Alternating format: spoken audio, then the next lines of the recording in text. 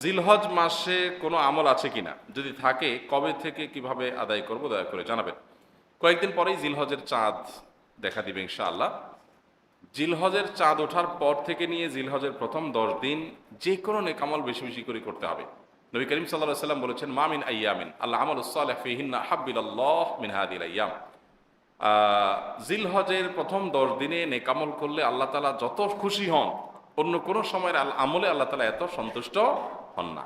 ইবাদত এবং নেকামলের দ্বিতীয় বৃহত্তর মৌসুম হলো জিলহজের প্রথম 10 দিন। ইবাদতের সবচেয়ে বড় মৌসুম হলো রমজান মাস, এরপরে দ্বিতীয় বৃহত্তর মৌসুম হলো জিলহজের প্রথম 10 দিন। এই 10 দিনের নেকামল আল্লাহ তাআলার কাছে সবচাইতে প্রিয়। এই জন্য একজন ইমানদার এই 10 দিন, জিলহজের প্রথম 10 দিন বেশি থেকে বেশি নেকামল এবং ভালো কাজ করার চেষ্টা করবেন। বিশেষভাবে কি কি কাজ করবেন?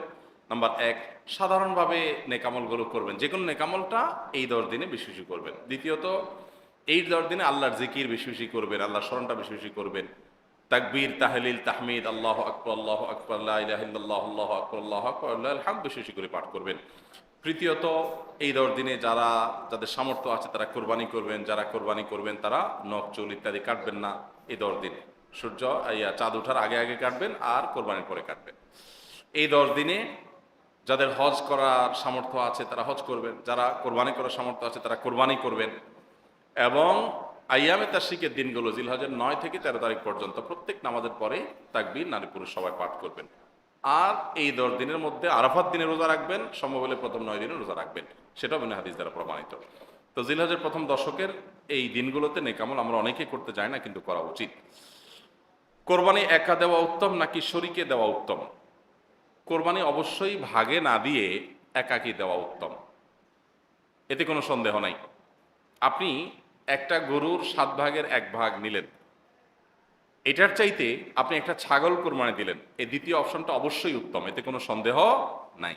কারণ আপনি যখন শরীকে কোরবানি দিলেন তখন সেখানে অনেক শরীক, তাদের কার উপার্জন হালাল, কার উপার্জন হারাম, কার মিশ্র উপার্জন, কার নিয়ত গোশত খাওয়া, নানান রকমের ঝামেলা সেখানে থাকে।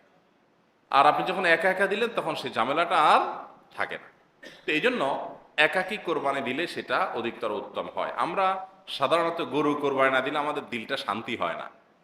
এই দিলটা শান্তি হয় না কি আল্লাহর জন্য, আল্লাহর রাস্তা বেশি টাকা খরচ করার নিয়তে? সেটাই যদি হয় তাহলে অন্য খাতে দানের ক্ষেত্রে কেন এত আগ্রহ দেখা যায় না? তো এই জন্য আসলে আমাদের নিয়তটাকে পরিশুদ্ধ করা দরকার যে আমরা কেন কোরবানি দিচ্ছি। অতএব কোরবানি আপনি একা একা দিতে পারলে সেটা উত্তম। হ্যাঁ, শরীকে দিলে সেটা জায়েজ আছে, না জায়েজ না।